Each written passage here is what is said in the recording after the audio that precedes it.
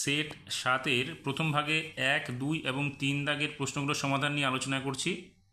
1 নম্বরটিতে বলেছে সকল অসীম দশমিক সংখ্যাই আবৃত দশমিক সংখ্যা। এটা সত্য হবে না মিথ্যা হবে আমাদের বলতে হবে। দেখো এটা মিথ্যা হবে, কারণ সবগুলো অসীম দশমিক সংখ্যা আবৃত সংখ্যা হবে এইরকম কোনো নয়। কোনোটা আবৃত দশমিক সংখ্যা হবে, কোনোটা আবৃত দশমিক সংখ্যা হবে না। তো সেক্ষেত্রে আমরা এটাকে বলবো ভুল। এরপরে 2 নম্বর বলেছে 1/2 এটা কত শতাংশ। এখানে অপশন রয়েছে 1/2কে যদি আমরা শতকরায় নিয়ে আসি তাহলে দেখো এখানে কত হবে। আমরা 1/2 গুণ 100% দিব, তাহলে কত হচ্ছে, এখানে 2 দিয়ে এটা কাটলে কত হচ্ছে 50, তার মানে 50 50%। অপশন রয়েছে এখানে দেখো বি নম্বরে 50%। 3 নম্বরে রয়েছে 1 বর্গমিটারকে আমাদের করতে হবে বর্গ সেন্টিমিটারে। তাহলে 1 বর্গমিটার মানে কি 1 মিটার গুণ 1 মিটার। তাহলে 1 মিটার, মিটার থেকে আমাদের সেন্টিমিটার নিয়ে আসতে হবে, তার মানে হচ্ছে কিমি হেমি ডেকামি মি ডেসি সেন্টি। তাহলে আমাদের এখানে কি সেন্টিমিটারে নিয়ে আসতে হবে। 1 মিটার মানে হচ্ছে 100 সেন্টিমিটার, তাহলে এখানে লিখবো আমরা 100 সেমি গুণ 100 সেমি। এবার 100কে 100 দিয়ে গুণ করলে কত হবে, 1-এর পরে হয়ে যাবে 4টে শূন্য, তাহলে এটা হয়ে গেল কি 10,000 বর্গ সেন্টিমিটার।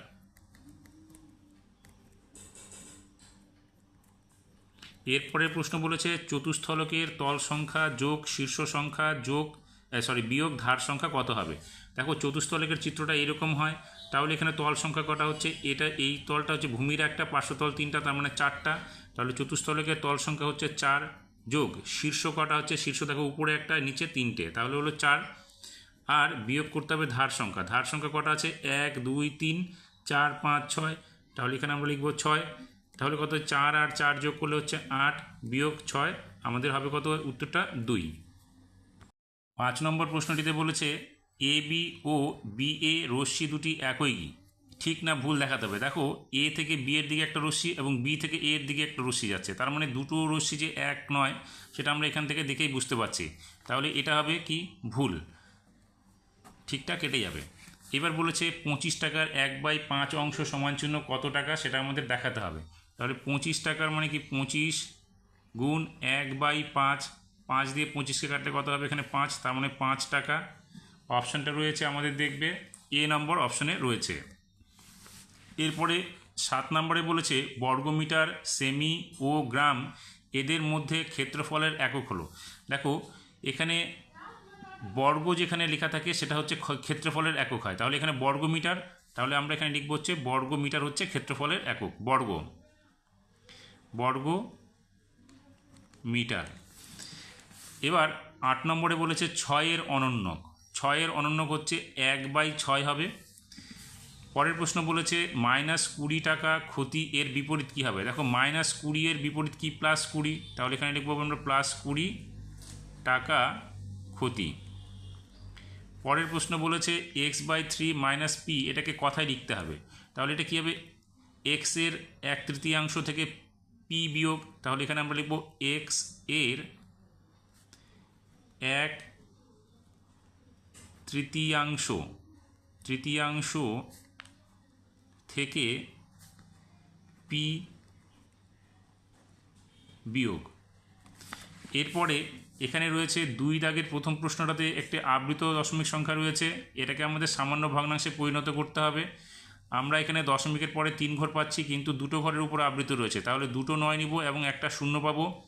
এবার কি করব, 3432 থেকে আমরা বিয়োগ করব কত, এখানে দেখো আবৃতর বাঁ দিকে সংখ্যা 34 আছে, সেই 34 সংখ্যাটা আমরা এখানে বিয়োগ করব। তাহলে এখানে বিয়োগ করলে কত পাচ্ছি, 12 থেকে 8 4 গেলে এখানে হবে 8, হাতে একটা এখানে যোগ করব, 3 আর 4 হলো, এখানে 13 থেকে 4 গেলে এখানে হবে 9, হাতের একটা এখানে চলে আসবে, 4 থেকে 1 বাদ দিলে এখানে হবে 3, এখানে হবে 3, নিচে হবে 990। এবার এটাকে আমরা 2 দিয়ে কাটলে এখানে দেখো 16 দুগুণে 32, 1 বাঁচলো 19 হলো, 9 দুগুণে 18, এখানে 1 বাঁচলো, এখানে হলো 9 দুগুণে 18। তাহলে এখানে 2 দিয়ে কাটলে 4 দুগুণে 8, 9 দুগুণে 18 এবং 5 দুগুণে 10, তার মানে সংখ্যাটা কত হলো 1699/495। এরপরে এখানে বলেছে সরল করো, এখানে রয়েছে 0.35 গুণ 0.35, এইটাকে কিন্তু আমরা এইভাবে লিখতে পারি 0.35 3-5কে ব্র্যাকেট দিয়ে আমরা স্কোয়ার করতে পারি, যোগ এইটাকে আমরা লিখতে পারি 0.15, তাকেও আমরা স্কোয়ার করতে পারি, এবং এটা যা আছে রেখে দেব। এইবার এটাকে আমরা একটা সূত্রের আকারে ফেলতে পারি। সূত্রটা কি? সূত্রটা হচ্ছে আমাদের একটা ফর্মুলাটা হচ্ছে a plus B whole square equals to কি a square plus B square plus 2ab।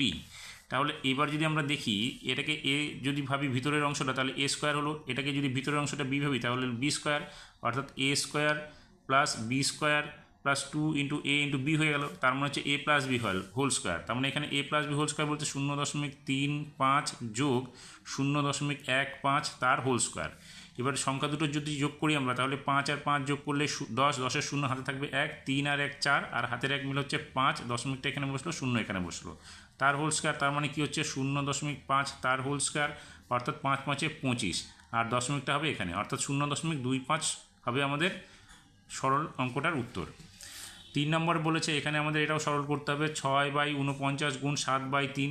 তাহলে এখানে দেখো 6/49 গুণ 7/3, আমরা 7 দিয়ে এটাকে কাটলে কত পাবো? 3, 7 7 7 49, আর 3 দিয়ে এটাকে কাটলে কত হবে? 2। তার মানে এখানে হচ্ছে 2/7। এবার 3 নম্বরের প্রথম প্রশ্নটা বলেছে একটি শহরের বর্তমান জনসংখ্যা 26,250 জন, যদি বার্ষিক 4% হারে জনসংখ্যা বাড়ে তাহলে 2 বছর পরে জনসংখ্যা কত হবে আমাদের হিসাব করে দেখাতে হবে। তাহলে শহরের বর্তমান জনসংখ্যা কত? 26,250 জন, প্রতি বছর জনসংখ্যা বাড়ে 4%, তাহলে প্রথম বছর পর জনসংখ্যা কত হবে? 26,250 গুণ 104, কারণ 100 জনের মধ্যে 4 জন বেড়ে যাবে। এবার আমরা এটাকে কি করব? এখানে কাটাকাটি করব। এখানে যদি আমরা 2 দিয়ে কাটি তাহলে এখানে কত হচ্ছে? 50 দিয়ে কাটছি, এখানে হচ্ছে 2, আর এটাকে যদি আমরা 50 দিয়ে কাটি তাহলে এখানে দেখো এখানে হচ্ছে আমাদের, তাহলে 50 দিয়ে কাটলে এখানে কত হবে? 525 হবে, 525, আর এখানে 2 দিয়ে কাটলে এটা হবে কত? 52, 52-এর সঙ্গে 525 গুণ করলে এখানে হবে 27,300 জন। এবার এই সংখ্যাটা দ্বিতীয় বছরের প্রথমে শুরুতে হবে, তাহলে এখানে হবে কত? 2 বছর পর জনসংখ্যা কত হবে? 27,300 গুণ আবার 4% বাড়বে, তার মানে হচ্ছে 104/100 জন। এবার এখানে দুটো শূন্য, এখানে দুটো শূন্য কেটে গেল, 273-এর সঙ্গে 104 গুণ করব, তাহলে আমাদের কত হবে? এখানে সংখ্যাটা হবে আমাদের, ফলটা হবে আমাদের 28,392 জন। এরপরে 2 নম্বর প্রশ্নটিতে বলেছে দুটি সংখ্যার যোগফল 384 ও সংখ্যা দুটির গসাগু 48, সংখ্যা দুটি কী কী হতে পারে? তাহলে লিখে নিলাম দুটি সংখ্যার যোগফল 384, গসাগু 48। তাহলে আমরা কি করব? যেহেতু গসাগু 48 বলেছে, আমরা কি করব? এই 48 সংখ্যাটিকে মৌলিক সংখ্যাগুলো দিয়ে গুণ করব। তাহলে 48-কে কত হবে? এখানে 48 হবে। 48-কে আমরা যদি 3 দিয়ে গুণ করি তাহলে কত হচ্ছে? 3 8 24, 3 4 12, 13 14। 48-কে যদি আমরা 5 দিয়ে গুণ করি তাহলে হচ্ছে 5 8 40, 4 5 20, 4 24। 48-কে যদি আমরা 6 দিয়ে গুণ করি তাহলে কত হচ্ছে? 6 8 48-এর 8, হাতে থাকবে 4, 4 6 24, আর 8 হচ্ছে 6 8 48, 48-এর 8, হাতে থাকবে 4, 4 6 24, আর 4 হচ্ছে 28। এবার 7 দিয়ে যদি গুণ করি তাহলে কত হচ্ছে? 48 গুণ 7, 7 8 56-এর 6, হাতে থাকবে 5, 4 7 28, আর 5 33। তাহলে আমাদের এখানে 384, তাহলে আমরা আরেকটা বেশি দিয়ে দেখতে পারি। এখানে 6 তো হবে না, কারণ এটা জোড় সংখ্যা, 6 দেবো না, 7 বার দিলাম। এবার আমরা 9 বার যদি দিই তাহলে 9 বার দিলে কিন্তু 384 থেকে বেশি হয়ে যাবে। তাহলে দেখো এখানে আমরা 48-এর সঙ্গে যদি 336 যোগ করি তাহলে কিন্তু 384 পেয়ে যাব, আর 144-এর সঙ্গে 200 যোগ করলে কিন্তু আমরা এখানে 384 পাবো। তাহলে সম্ভাব্য সংখ্যাগুলো কী কী হতে পারে? তাহলে সংখ্যা দুটি হতে পারে, সংখ্যা দুটি হতে পারে কি? 48,336 অথবা 144,240। এরপরে এখানে 3 নম্বর প্রশ্নটিতে একটি বিভাজন তালিকা রয়েছে, পরিসংখ্যা বিভাজন তালিকা। পরিসংখ্যা বিভাজন তালিকা আগের সমাধানগুলোতে আমি অনেকবার আলোচনা করেছি, তোমরা একটু দেখে নেবে আগের সমাধানগুলো। এটা আমরা ছেড়ে দিচ্ছি। এরপরে 4 নম্বর প্রশ্নটিতে বলেছে একটি আয়তাকার মাঠের পরিসীমা 440 মিটার এবং প্রস্থ 100 মিটার।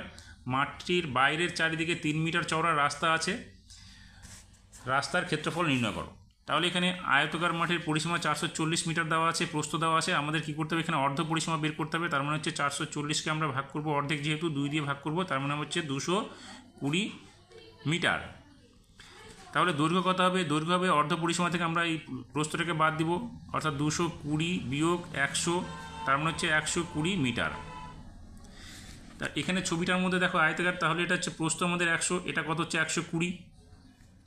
তাহলে আয়তাকার মাঠটির ক্ষেত্রফল কত হবে, 120 দৈর্ঘ্য গুণ প্রস্থ, অর্থাৎ 120 গুণ 100 বর্গ মিটার।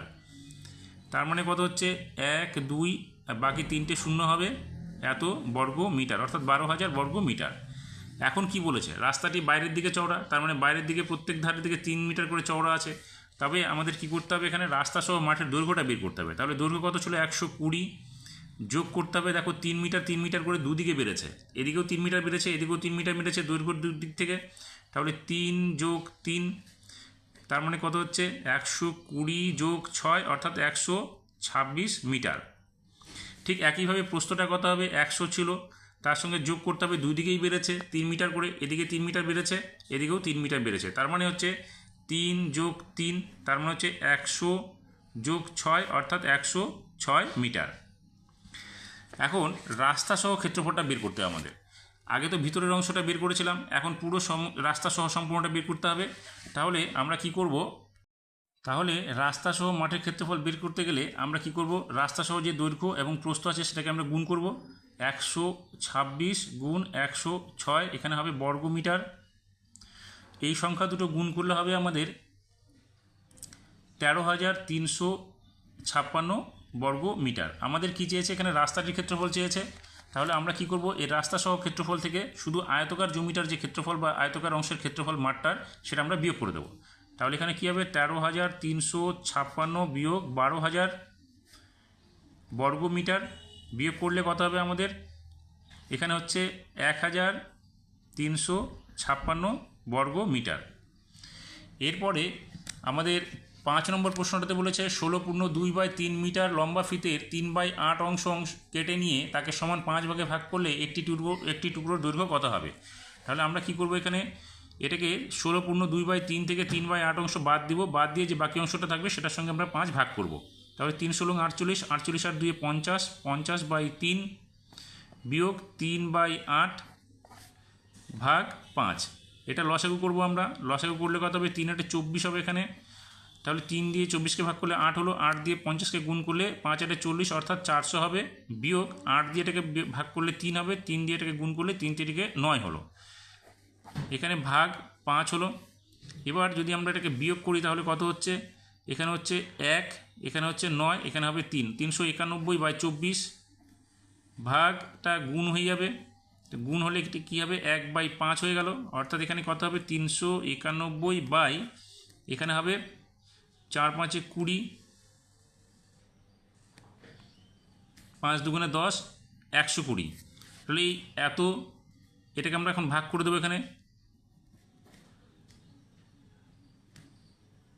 391 আমরা 3 বার যদি 3 বার 36, অর্থাৎ 360 হবে, এখানে 1 বাজবে, এখানে 3 বাজবে, তার মানে এখানে কত হলো 3 পূর্ণ 31/120। তাহলে প্রতিটি টুকরোর দৈর্ঘ্য কত হবে, 3 পূর্ণ 31/120 মিটার।